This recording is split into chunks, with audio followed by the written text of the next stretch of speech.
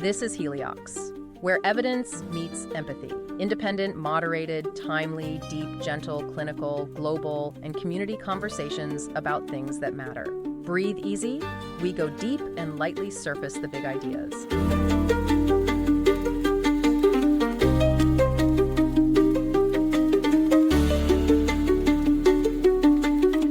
I want you to take a second right now and just picture an old person, like whatever image immediately pops into your head. Right. Got it.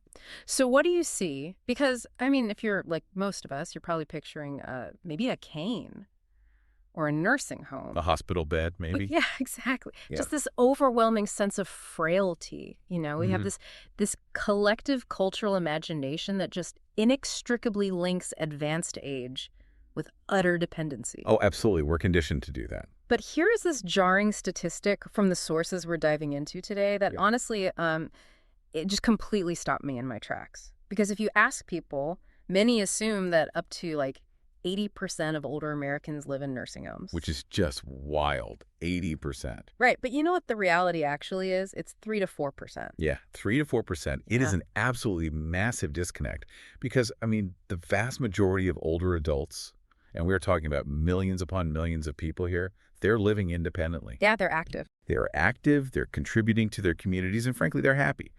But our societal lens is just so warped that we can only see the decline.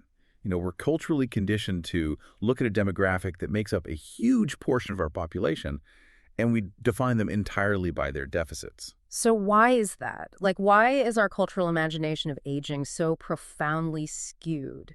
And, you know, that question is really at the heart of Dr. Louise Aronson's profound book, Elderhood, Redefining Aging, Transforming Medicine, Reimagining Life, which, by the way, is available at a bookseller near you, and I highly, highly recommend picking it up. It's an incredible read. It really shifts your perspective. It really does, because Aronson introduces this concept of elderhood to challenge how we categorize life itself. I mean, we all intuitively understand childhood, right? Well, sure. It's this massive category that covers everything from a literal newborn infant to like a rebellious teenager. Yeah. And we easily recognize the vast, complex developmental differences in that span. Right. A toddler's nothing like a high schooler. Yeah. Exactly. And then we have adulthood, which we basically treat as the primary active phase of life. But then we just have old. Just old, yeah. Society just lumps decades of a human being's third act of life into one monolithic gray state of decline. And it's a profound failure of imagination on a societal level.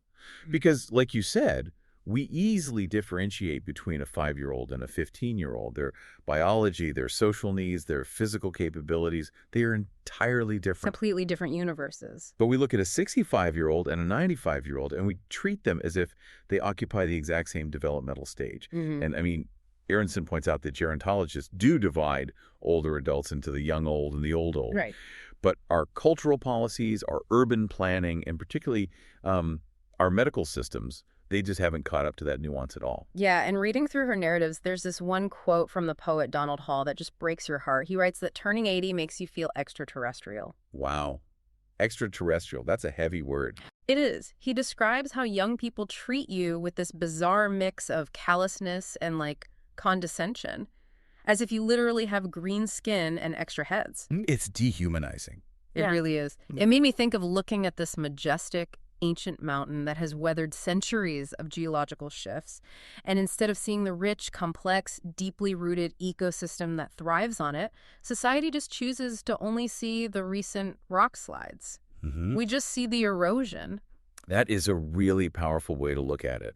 And, you know, it perfectly captures the medical system's historical blind spot, because for the better part of a century, medical research has focused overwhelmingly on young or middle-aged people. Leaving everyone else behind. Exactly. The medical establishment has essentially relegated chronic aging to just a secondary issue. And Dr. Aronson, who is this highly trained, deeply empathetic geriatrician, she had this stark realization that her specialized training was, in her words, necessary but not sufficient. Meaning she could treat their specific ailments, but she couldn't fix the whole broken system around them. Precisely, because the rest of the medical world just viewed her patients as kind of a lost cause. The default assumption in a hospital setting often just becomes, well, they are old, what do you expect? Ugh, that's so frustrating. It is. Older patients are frequently operating in this clinical no man's land where Aggressive treatments are deemed too risky, but palliative care is deemed premature. So they just float in this space of managed decline. But I want to push back on that for a second because, I mean, if aging is a completely natural, inevitable process like a biological certainty, why are we treating it as a disease in the first place? That's the big question. Or, conversely, if we were going to classify it as a disease that requires medical intervention, why aren't we fighting it harder? Why does medicine just settle for this weird middle ground of only managing the decay? You've just hit on the exact tension driving the modern geroscience hypothesis. Because historically, medicine has operated on a purely reductionist model. You get cancer, we target the tumor. Right. You get heart disease, we prescribe statins or do a bypass. But, and this is a crazy thought experiment, even if we magically cured all major diseases today, like if cancer and heart disease completely vanished from the earth, we would only add a few years to the average human lifespan. Wait, really? Only a few years? Yes, because the underlying biological machinery is still wearing out. The structural integrity of the cells, the mitochondrial function, the DNA repair mechanisms, they're all still degrading. Oh, wow. So geroscience proposes a fundamental shift. They say, let's stop treating the symptoms of aging and start targeting the underlying process of aging itself. Because aging is the root cause. Exactly. Aging is the primary risk factor for almost every chronic disease. If we can slow down the biological decay at the cellular level, we don't just extend the lifespan, we extend the health span. The health span. Yeah, the number of years you spend healthy, highly functional, and vibrant. And you know what I love about Aronson's book is how she grounds this super high-level science in the messy, beautiful reality of actual human beings. Like, she shares stories that show how this reductionist medical approach just completely misses the person sitting on the exam table. Yeah, she highlights the humanity so well. There's this one vivid story of middle-aged medical professionals debating what to do with a very old woman. And they're looking at her charts, recommending scans, invasive surgeries, plotting out more time for her in this sterile, fluorescent-lit hospital environment. Trying to fix the numbers on the chart. Right. And the woman just rejects it all. She chooses to go home, sit in her own living room, and die on her own terms 2 months later. Or there's a 98-year-old patient she treats whose nickname is Kid. I love that. Kid. These are people with fierce agency, you know, sharp humor, and a deeply rooted identity. And that's crucial because the profound distress that people feel in old age often doesn't stem directly from the biology of failing joints or slowing metabolism. So what is it then? The deepest suffering comes from the mismatch between their evolving internal identity and a society that just refuses to see them as a whole human being. Wow, yeah. When a doctor strips away a person's autonomy to prioritize physical safety over quality of life, or when a nurse talks down to a patient simply because their cognitive processing speed is like a fraction of a second slower, society is actively erasing them. Which makes me wonder, I mean, if Aronson's 98-year-old patient Kid feels perfectly vibrant inside, what is the actual physical difference between his cells and mine? Like, are we just guessing a person's physical state based on wrinkles and gray hair? Or is there a physical ledger we can actually read? Wow. Because while culture lends everyone over 65 into one bucket, the biology we're looking at in this deep dive tells a completely different story. There is absolutely a ledger. And this is where the last few years of research, particularly as we move through 2024 and 2025 and 2026, have just absolutely exploded. Oh yeah, it's been wild. We've moved from guessing how old someone is on the inside to precisely mathematically quantifying it.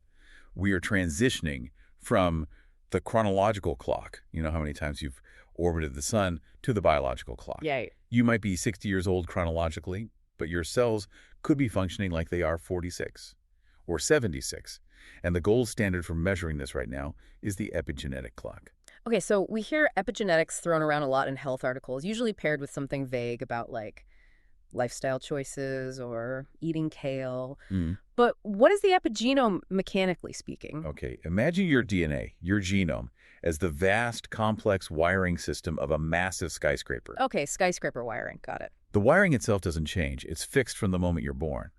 But the epigenome is the series of billions of chemical dimmer switches attached to that wiring. Oh, interesting. It determines which rooms are flooded with blinding light and which rooms are kept completely pitch black. As we age, we accumulate specific chemical tags on our DNA, specifically methyl groups. A methyl group being just a carbon atom bonded to 3 hydrogen atoms, right? Like just a tiny molecular tag. Exactly. It attaches to the cytosine base of the DNA. This process is called DNA methylation. And over the decades, as your cells divide and respond to environmental stress, these dimmer switches just get messy. They lose their calibration. Right. The precision is lost. So genes that should be tightly turned off, like those that promote inflammation or tumor growth, they start getting turned on. And youth-preserving genes, the ones that repair cellular damage, get dimmed or silenced completely. So it's not that we lose the information on how to be young. It's more like the instruction manual gets covered in thousands of sticky notes obscuring the text. That is a fantastic way to visualize it. The underlying genetic code is still there. It's just garbled by epigenetic noise. And this is where the artificial intelligence piece comes in, right? Because a human scientist can't possibly read billions of tiny chemical sticky notes across a genome to figure out how old someone is. No human brain could process that multidimensional data. It's too vast. Researchers have trained deep learning models on millions of these methylation sites across tens of thousands of human samples. Wow. The AI doesn't just look at one gene. It maps the topography of these methyl groups, finding the exact hidden configurations that correlate with tissue breakdown and mortality. And the most advanced iteration we are seeing in 2026 is something called the Dun-Din pace clock. Dun-Din pace? Yeah, pace stands for pace of aging calculated from the epigenome. So, okay, if I were to take the Dun pace test right now, what is it actually telling me? Is it just spitting out a number saying, like, congratulations, your cells are 42? It's much more dynamic than that. It doesn't just give you a static biological age. It acts as a real-time speedometer. A speedometer? Yeah, it measures the rate at which your cells are currently degrading. It tells you how fast you are aging right now at this very moment. So I can't just casually lie about my age anymore at parties because my literal blood will rat me out with mathematical precision. You really can't. The epigenetic marks are the ultimate biological receipts. And the data from Dun pace is staggering. If your biological speedometer is running even slightly fast, say, the AI determines you are aging 1.1 biological years for every 1 chronological year. Just a 10% increase. Right. If it's just that little bit fast, your mortality risk over the next 7 years spikes by 56%. Wait, hang on. A 10% increase in the speed of aging leads to a 56% spike in mortality risk? Yes. And your risk of developing a chronic disease goes up by 54%. That's terrifying. Shows how incredibly sensitive the human machine is to this epigenetic noise. But, what's truly revolutionary about the sources we're examining is that AI isn't just reading the speedometer. It is actively figuring out how to hit the brakes. Right, because if AI can map the exact pattern of these methyl groups, it can theoretically figure out what molecules might rearrange them, put the sticky notes back in order. Exactly. We are seeing AI platforms like Clockbase scanning massive digital libraries of chemical compounds. It maps the topography of molecular structures against known biological effects. Finding the perfect puzzle pieces. Yeah, it's looking for hidden correlations. A human chemist would need centuries to test in a physical lab. And in early validation studies, 70% of the compounds the AI identified successfully extended the lifespan of model organisms. That's huge. Let's ground this in reality for the listener, because all this data can get a little abstract. Sure. Let's put yourself in the shoes of a theoretical patient today. We'll call her Elena. So Elena is a 62-year-old executive. She's successful, but she's stressed, she's not sleeping well, maybe she's dealing with some early joint pain. A very common profile. Right. So she walks into a modern longevity clinic. She isn't just getting the standard, cursory blood pressure cuff and a lipid panel. She gets a multi-omic test. They are pulling over 800 biomarkers from her blood, her genetics, her microbiome, her metabolomics. An incredible amount of data. Yeah. And in the traditional medical model that Dr. Aronson describes, a doctor would have to spend weeks trying to cross-reference all that data and likely just give up and prescribe a statin. Which is why the clinical intelligence platforms are so vital right now. Platforms like holisticare.io process that entire data deluge in seconds. Seconds. The AI normalizes the data. It spots the clinical patterns hidden in those 800 biomarkers and generates a personalized, heavily researched intervention plan.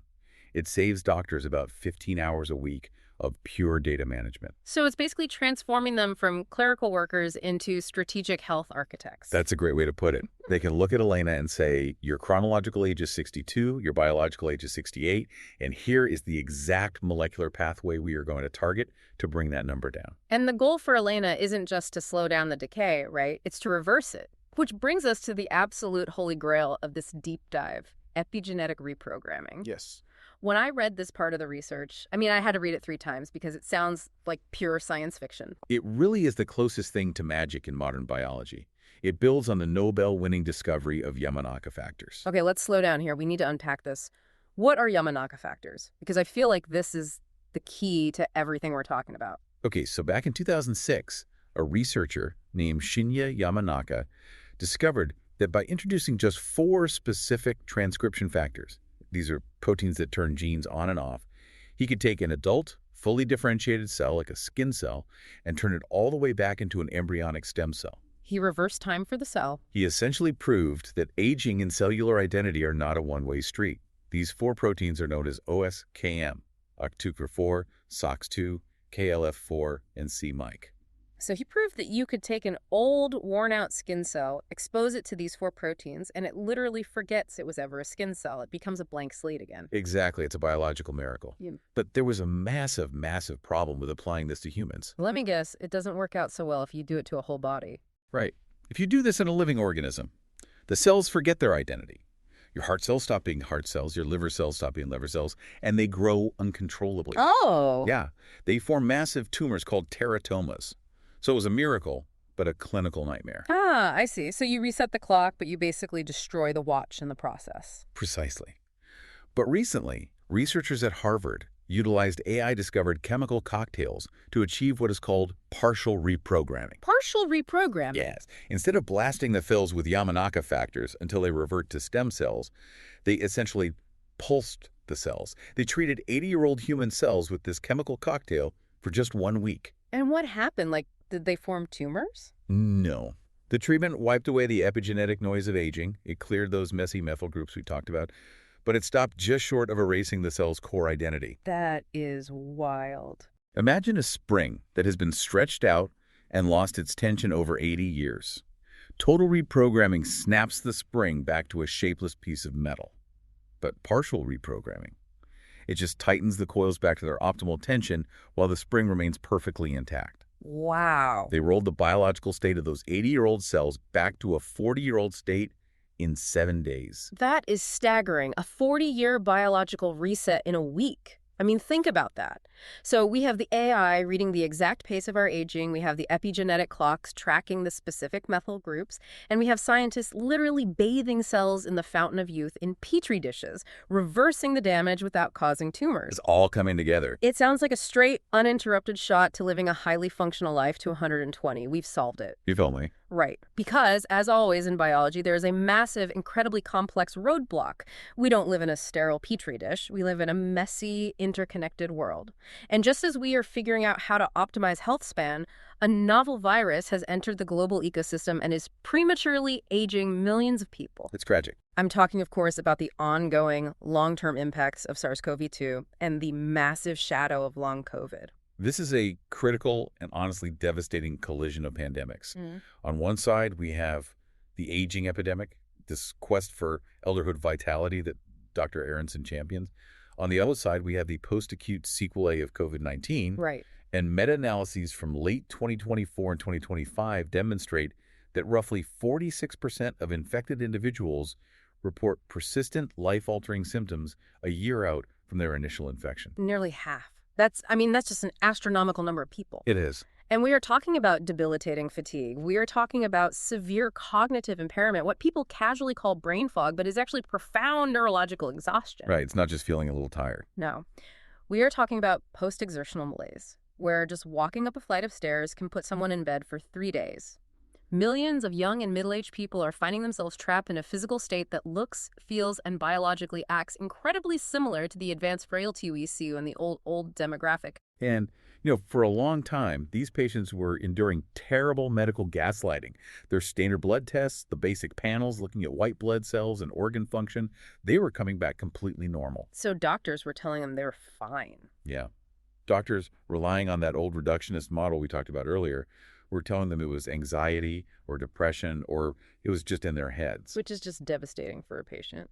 But when researchers finally zoomed in past the standard blood tests, down into the microscopic weeds of the vasculature, they found out what was actually happening. Okay, so what is the physical mechanism? Like, if I am a 75-year-old who feels like I'm 85 after getting COVID, what is happening inside my blood vessels? It comes down to the unique biology of the SARS-CoV-2 virus, specifically the S1 spike protein. That's the part of the virus that allows it to bind to and enter human cells. Even long after the active virus is cleared from the body, fragments of this spike protein, or the inflammatory cascade it triggered, they remain. And when this spike protein gets into the bloodstream, it interacts with a protein in your blood called fibrinogen. Fibrinogen, got it. And the spike protein has what scientists call an amyloidogenic nature. Okay, let's stop there. Because when I hear the word amyloid, my mind immediately goes to Alzheimer's disease. Like, we talk about amyloid plaques building up in the brain and destroying neurons. Are you saying long COVID is creating Alzheimer's-like plaques in our blood? That is a very apt way to conceptualize it, actually. Amyloids are essentially misfolded proteins. Normally, proteins fold into very specific, elegant 3D shapes to do their jobs. Like tiny origami. Right. But when they misfold, they can clump together into incredibly tough, tightly packed fibrils. They become highly resistant to being broken down. And what researchers have discovered is that the interaction between the spike protein and fibrinogen creates what are called fibrinoid microclots. Fibrinoid microclot. Yes. These are microscopic, amyloid-like blood clots circulating the vascular system. Now, normally, if I get a cut, my body forms a clot to stop the bleeding. But once the skin heals, the body has a system to dissolve that clot, right? Yeah. It doesn't just stay there forever. Exactly. Your body has an internal garbage disposal system for clots called fibrinolysis. Enzymes come in and break the clot down safely. But these fibrinoid microclots we see in long COVID, They don't break down. they stubbornly resist fibrinolysis. They refuse to be broken down by the standard garbage disposal. So they just circulate. Wow. To use an analogy, imagine your blood vessels are like a massive, intricate network of microscopic sponges constantly absorbing and delivering oxygen and nutrients to every single tissue in your body. That's a good visual. These microclots are like putting tiny drops of superglue into that sponge. The glue hardens, it blocks the flow of water, and no matter how hard the heart squeezes, that specific section of the capillary network becomes dead space. Nothing can get through. That analogy perfectly illustrates the downstream catastrophe. When these superglue-like microclots lodge in the microscopic capillaries of your muscles or your organs or your brain, they block the delivery of oxygen. Right. That localized oxygen starvation is called tissue hypoxia. Yeah. And if a cell doesn't have oxygen, its power plant shuts down. Yes. The mitochondria, which are the engines of the cell, cannot produce ATP, which is the energy currency of life. Yeah. But it gets worse. Oh, great. A starving, choking mitochondrion doesn't just stop working peacefully, it starts sputtering, begins generating massive amounts of reactive oxygen species, also known as free radicals. Free radicals being molecules missing an electron, so they violently tear through the cell, ripping electrons off of DNA and cell membranes just to stabilize themselves. Precisely. This causes severe oxidative stress. It damages the cellular machinery. And this entire process, the hypoxia, the mitochondrial dysfunction, the oxidative stress, it perfectly mimics and dramatically accelerates the cellular exhaustion and senescence we see in advanced biological aging. Wait, really? It's the exact same damage profile. Yes. Yeah. The AI epigenetic clocks we talked about earlier, when you run them on long COVID patients, their biological age is significantly accelerated. You have young people presenting with the vascular and mitochondrial profile of someone decades older. It's terrifying. And, going back to Dr. Aronson's book for a moment, it really reframes how we think about elderhood. It absolutely does. Because if a 30-year-old with long COVID is experiencing this profound identity-shattering exhaustion just from a temporary spike in oxidative stress, how much more empathy should we have for an 85-year-old whose cells have been accumulating this kind of microscopic damage for 8 decades? That's such a crucial point. It highlights how physical this decline is and how much grace is required to navigate it. It builds a bridge of empathy. Aging and post-viral syndromes share incredibly similar biochemical pathways. But this brings up a massive evolutionary question for me. We are organic machines that have evolved over billions of years. If our cells are constantly under attack from oxidative stress, from intermittent hypoxia, from the daily trash of metabolic processes and viral debris, how did our bodies survive this long? We had to have a defense mechanism. Right. We didn't evolve to just choke on our own cellular exhaust. We must have a built-in defense mechanism, a dedicated system to clean up this microscopic trash and repair the mitochondria before they cause the cell to age prematurely. We do have a defense mechanism. It is ancient, it is elegant, and it is incredibly powerful.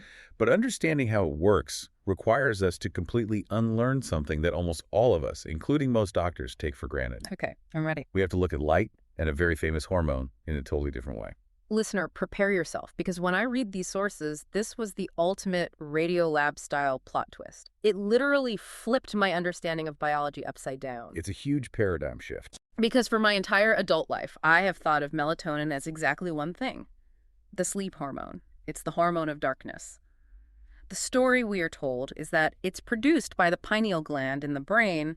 When the sun goes down, it gets released into the bloodstream, it makes you drowsy, and it tells the body it's time to sleep. Right. I mean, people buy it in gummy form at the pharmacy to get over jet lag. That's the entire story. That is the story we've been told for decades, and it is entirely incomplete. It's looking at the tip of the iceberg and ignoring the mountain underneath. Okay, lay it on me. This is where the dual melatonin paradigm comes into play. The melatonin produced by your pineal gland at night, the stuff circulating in your blood that makes you sleepy, that accounts for only 5% of the total melatonin produced in your body. 5%. Just 5%. So where on earth is the other 95%? Like, what is it doing? The remaining 95% is called subcellular melatonin, and it is not produced in the brain. It is produced locally, on demand, inside the mitochondria of almost every single cell in your body. Inside the cell itself. Yes. It doesn't follow a circadian rhythm. It doesn't make you sleepy.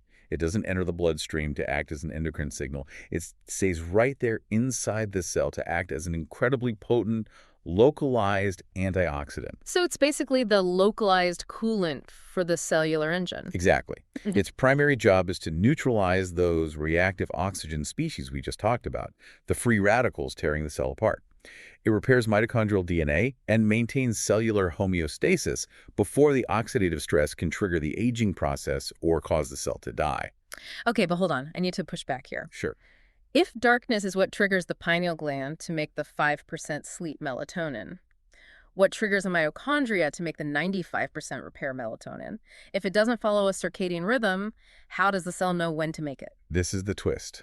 It is triggered by sunlight. Wait, sunlight. The thing dermatologists tell us to avoid at all costs to prevent skin aging and cancer. That is the very thing triggering the ultimate anti-aging antioxidant in our cells. I know, it sounds counterintuitive. Why don't I fall asleep when I walk outside at noon? Because, again, subcellular melatonin does not make you sleepy. It is confined to the cell.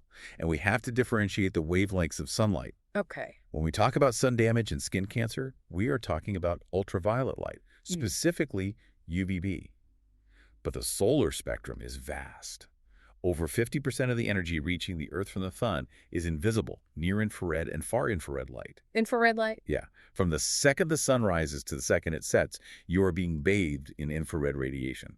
But UV light stops at the surface of the skin, right? That's why it causes skin damage. Correct. But near-infrared light, or NIR, acts completely differently. Because of a quirk in physics called the optical window of biological tissue, water and hemoglobin do not absorb NIR light very well. Meaning it passes through them. Exactly. This allows near-infrared light to penetrate deeply. It passes right through your skin, through your subcutaneous tissue, deep into your muscles, and even penetrates through your skull directly into your brain tissue. So imagine these invisible light waves washing over you right now, sinking inches deep into your body. What physically happens when that light actually hits a cell? Like, how does a photon of light turn into a chemical antioxidant like melatonin? Let me walk you through the biological mechanics of this because it is an elegant, multi-step cascade called photobiomodulation. Photobiomodulation. Love a good science word. Inside your mitochondria, on the electron transport chain where energy is produced, there is a crucial enzyme called cytochrome C oxidase, or CCO. You can think of it as a biological light receptor. Okay. It contains complex copper and heme centers that are specifically tuned to absorb photons in the near-infrared range, between 620 and 1100 nanometers. Okay, so the NIR photon travels through the skin, enters the cell, and hits the CCO receptor. What happens to the enzyme? Well, when a cell is under stress, like the hypoxia caused by long COVID microclots, or just the general oxidative stress of aging, an inhibitory molecule called nitric oxide binds tightly to the CCO enzyme. It gets stuck there. Right. It essentially clogs it up. preventing oxygen from binding and dramatically slowing down ATP energy production. But when the near-infrared light hits the CCO, it physically excites the electrons in the top or center. Oh. This changes the shape of the enzyme just enough to literally knock that nitric oxide molecule off. It kicks the blockage out. It's like having a clogged air intake on a car engine, and the light comes in and instantly clears the filter. Suddenly, the engine can breathe and combust oxygen properly again. That's exactly what happens. Yeah. The mitochondria suddenly ramp up their membrane potential and start churning out ATP energy. But here is the brilliant part. Tell me. This sudden burst of increased activity also produces a tiny, tightly controlled burst of reactive oxygen species. It's not enough to damage the cell. It acts as a distress signal. Ah, a biological smoke alarm. Yes, this signal triggers a cascade. It activates an enzyme called soluble adenyl cyclase. We call it SAC, which in turn produces a messenger molecule called cyclic AMP. Oh, okay. Following. This cyclic AMP travels through the cell and activates a rate-limiting enzyme known as ANAT. And ANAT is the magic key. It is. ANAT takes the serotonin that is already present inside the cell and converts it directly into melatonin right there inside the mitochondria. So let me make sure I have this straight, because this is mind-blowing. The invisible near-infrared light clears the blockage in the engine, revs the engine up to produce energy, and that very action triggers the engine to immediately manufacture its own highly potent localized coolant. Yes. To prevent any damage from the high performance. It neutralizes the free radicals right at the exact source of production without needing to wait for a signal from the brain or the bloodstream. Yes. That is the genius of it. It is billion-year-old software. For the vast majority of human evolutionary history, we lived outdoors under a broad-spectrum light environment. The sun was a constant, predictable fusion reactor in the sky. It was always there. Our bodies evolved to literally outsource our cellular timing and repair mechanisms to this reliable external energy source. What? We evolved to expect this constant, daily bath of near-infrared radiation to manage the oxidative stress of living. Yeah. It is not a luxury. It is a fundamental bio-optical requirement for human homeostasis. And this brings the entire narrative crashing back into our everyday modern reality. I mean, look at the room you are in right now. What have we done over the last 100 years? We have moved inside. We live in boxes. We spend an estimated 90% of our lives indoors, cut off from the sun, and not just indoors, but bathed in highly engineered artificial light. This is what Professor Glenn Jeffrey from University College London refers to as the scurvy of the modern age. Scurvy, because we're missing a vital nutrient, essentially. Exactly. Think back to traditional incandescent bulbs. They were terribly inefficient for the electrical grid because they released 90% of their energy as heat, which is, by definition, infrared radiation. Yeah. Entirely by accident, sitting under an incandescent bulb was giving us a massive restorative dose of near-infrared light. We were accidentally medicating ourselves with light. But then, in the name of energy efficiency and fighting climate change, we transitioned the entire global lighting infrastructure to standard white LEDs. And biologically speaking, standard LEDs are a disaster, right? The sources highlight that they use what's called a blue pump. They emit a massive concentrated spike of blue light at around 450 nanometers, and then they are coated with a yellow phosphor to trick our eyes into seeing white light. Right. But what is missing from that spectrum? They contain absolutely zero near-infrared light. Zero. They are an optical illusion. To our conscious eyes, the office, the hospital room, the kitchen, it looks bright and perfectly illuminated. But biologically, to your mitochondria, you're sitting in pitch darkness. Pitch darkness. We are suffering from what researchers call malillumination or infrared starvation. Because without that near-infrared stimulus, the entire cascade we just talked about never happens. Exactly. The cytochrome C oxidase remains clogged with nitric oxide. The cellular engine remains choked. The cyclic AMP isn't triggered, and the 95% subcellular melatonin is never produced. So the repair system just stays off? The mitochondrial repair mechanisms lie completely dormant. We are actively starving our cells of the very light they need to clean up the damage of daily life, the decay of aging, and the oxidative stress of viral infections like long COVID. Let that sink in for a second. The bright LED lights sitting above you at your office right now, or more tragically, the lights in the hospital wards where sick people and the elderly are trying to heal, they're actively undermining the cellular energy needed for recovery. It's a huge architectural failure. But it gets even more restrictive. Because you might think, okay, the simple solution is just to go outside for a walk. Sure. But the experts we are reading point out another massive optical barrier we've built. Even when we did go outside, we wear clothes. We slather our skin in chemical sunblock. We do. And just as modern low-E window glass in our office buildings is designed to block infrared heat from entering, our modern clothing blocks it from reaching our skin. It's a barrier. The research on textile transmittance is eye-opening. A traditional thin white cotton shirt might let 25 to 35% of near-infrared light pass through to your skin. Okay, that's decent. But modern synthetic fabrics. Think about the athleisure wear of the polyester blend you might be wearing right now. Standard polyester allows less than 2% of near-infrared light to pass through. Wool allows less than 10%. Less than 2% for polyester. We are literally walking around in infrared blocking armor all day. Yeah. We are so utterly terrified of the UV light that causes skin cancer, which, to be fair, is a highly valid, scientifically backed concern. Oh, absolutely valid. But we have inadvertently cut ourselves off from the biological antidote. The sources call this the vitamin D versus infrared availability gap. What does that mean in practice? It comes down to the physics of sunlight passing through the atmosphere. UVB light, which our bodies need to synthesize vitamin D, is easily scattered by the atmosphere. It is really only available in significant amounts in the middle of the day when the sun is high in the sky. Right. There's a dermatological rule of thumb called the shadow rule. If your shadow on the ground is longer than you are tall, the sun is too low on the horizon for UVB to penetrate the atmosphere and reach you. So dermatologists rightly tell us to avoid the intense midday sun to prevent DNA damage. But near-infrared light is completely different. Because its longer wavelength allows it to punch through the atmosphere much easier, right? Like how low-frequency bass notes travel through walls better than high-pitched sounds. Precisely. Near-infrared light is available all day long, from the exact second the sun crests the horizon at dawn to the second it sets at dusk. It is constant. So by hiding inside all day under LEDs and only darting outside covered in polyester and SPF 50, we are entirely missing out on the gentle morning and evening infrared light. We're missing the whole show. The very light that historically primed our skin's antioxidant defenses before the intense midday UV rays hit, and the light that repaired any microscopic damage afterward. We have totally artificially divorced ourselves from the bio-optical rhythm of the planet. If we pull all these threads together, the AI epigenetic aging clocks proving how fast we are decaying, the amyloid microclots of long COVID starving our cells of oxygen, and this global epidemic of infrared starvation shutting down our melatonin repair mechanisms, we start to see the outline of a massive systemic longevity crisis. It's a perfect storm. But crucially, we also see the clear scientific solution.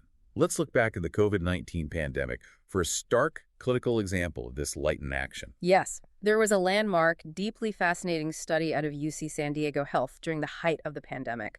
Researchers looked at patients hospitalized with severe COVID-19, and they correlated the patient's clinical outcomes with the exact amount of solar radiation they received during their first week in the hospital. Which is a brilliant study design. Now remember, these patients are battling massive oxidative stress and hypoxia. And what they found is astonishing. Patients who had higher solar radiation exposure, meaning they were in rooms with more natural light penetration, were discharged an average of several days earlier. The statistical difference was profound. There was a 40% improvement in hospital discharge rates and a highly significant reduction in mortality for those exposed to the sunlight. And what's key here is that the researchers noted it wasn't just the vitamin D from the UVB rays, because glass blocks most UVB anyway. Right. And it wasn't just UV directly killing the virus in the room. No, it was the constant mitochondrial support from the near-infrared light penetrating the glass and reaching the patients. It was acting as medicine. The NIR was penetrating their tissues, knocking the nitric oxide off the cytochrome C oxidase, activating the subcellular melatonin, and providing those struggling cells with the antioxidant capacity needed to survive the viral-induced oxidative storm, and perhaps giving them the energy required to fight off those microclots. So how do we build a future that fixes this? Because we can't just rely on taking chemical pills or hooking ourselves up to AI longevity clinics like Holistic Care to edit our epigenome once a year. We have to fundamentally change the environment we live in. What does a scientifically grounded bio-optical future actually look like? It has to start with architecture and engineering. We are seeing a strong push among cutting-edge researchers for full spectrum, plus lighting, in hospitals, schools, and corporate offices. Full spectrum plus. Yeah, these are advanced LED systems that look like normal white light to your eyes, but are supplemented with dedicated near-infrared emitters. You don't see the light, but your mitochondria feel it. That's brilliant. We also need massive innovations in window glass developing materials that insulate for heat to maintain energy efficiency, but purposefully allow the restorative NIR wavelengths to pass through into our homes. And what about clothing? If my polyester jacket is blocking 98% of the good light, what am I supposed to do in the winter? Walk around outside freezing in a thin cotton t-shirt just to get my subcellular melatonin. This is where material science is stepping in with fascinating developments. Researchers at MIT and other institutions are developing what are called ITVOFs. That's infrared transparent, visible opaque fabrics. Okay, break that acronym down for me. They are engineering special polyethylene fibers that look and behave like normal opaque clothing to the human eye. You can't see through them. So you're not walking around naked. Right. But to infrared wavelengths, they are completely transparent, allowing over 48% transmittance. It is clothing that protects your modesty, blocks the cold wind, but allows your skin and your mitochondria to effectively sunbathe in the therapeutic infrared wavelengths, even when you are fully dressed in the dead of winter. That is incredible, engineering fabrics that manipulate the optical spectrum to feed our cells. And, it brings us full circle back to Dr. Louise Aronson and the deep cultural resonance of elderhood. It really does. Because all of this staggering technology, the AI tracking our epigenetic clocks down to the decimal point, the Yamanaka factors rolling back cellular age without causing tumors, the clinical platforms like holistic care, the full spectrum lighting, the infrared transparent clothing, it is all aimed at optimizing our biology. To keep the machine running longer. Exactly. It gives us a longer, physically healthier health span. We cure the microclots, we reset the DNA methylation, we get the right light. But then what? That is the ultimate philosophical question at the heart of all this science. Biological optimization is entirely useless if we don't have the cultural imagination to make those extra years deeply meaningful. Right. As Dr. Aronson poignantly argues, we shouldn't just be striving to be not old. We shouldn't be running on an endless biological treadmill just to delay the inevitable frailty of death. We should be striving to be vibrant, respected elders. We need to create a society that actually values the third act of life, that reveres the perspective, the wisdom, and the emotional resilience that only comes with decades of lived human experience. We have to stop looking at 80-year-olds as extraterrestrials or treating them like invisible burdens. I mean, if we're going to use artificial intelligence and photobiomodulation to give ourselves another 20 or 30 healthy years on this planet, we better make damn sure our society is a place where we actually want to live for those extra 20 years. Precisely. We need to seamlessly marry the breathtaking technological revolution of geroscience with a profound humanistic revolution in how we value elderhood. We have to treat the whole person, not just their epigenetic biomarkers. This has been an incredibly dense, fascinating journey today. To recap for our listeners, we started by confronting our own deep-seated cultural biases, realizing how society diminishes and sidelines elderhood, limiting a vibrant phase of life to just a narrative of decline. Then we dove into the quantum leap of biological tracking, discovering how AI models and epigenetic clocks like Dundon Pace are mathematically tracking the exact speedometer of our cellular decay by reading millions of tiny methyl groups on our DNA. A literal biological clock. We learned how partial reprogramming is literally rolling back the biological age of human cells. We uncovered the insidious amyloid-like microclots of long COVID that are prematurely aging millions by starving their mitochondrial engines of oxygen. The microclots are a huge piece of the puzzle. And finally, we had that stunning paradigm-shifting realization about light, that bathing in invisible near-infrared light isn't a wellness luxury, it is a fundamental biological necessity. It is the ancient trigger for the 95% of our body's melatonin that lives deep inside our mitochondria, acting as the ultimate localized coolant to clean up the cellular damage of daily life.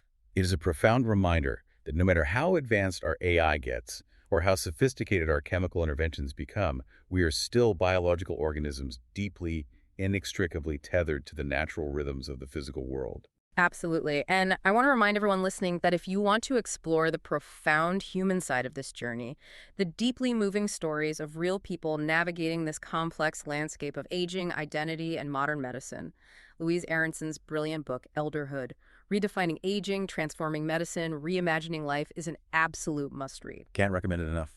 It is available at a bookseller near you, and it serves as a vital, empathetic companion to the deep biological science we've discussed today.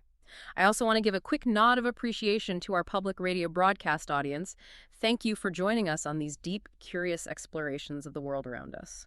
Before we sign off, I want to leave you with one final provocative thought to ponder. All right, lay it on us. For over 4 billion years, life on Earth evolved with the constant, predictable rhythm of the sun, a perfect, continuous, life-giving balance of ultraviolet, visible, and infrared light.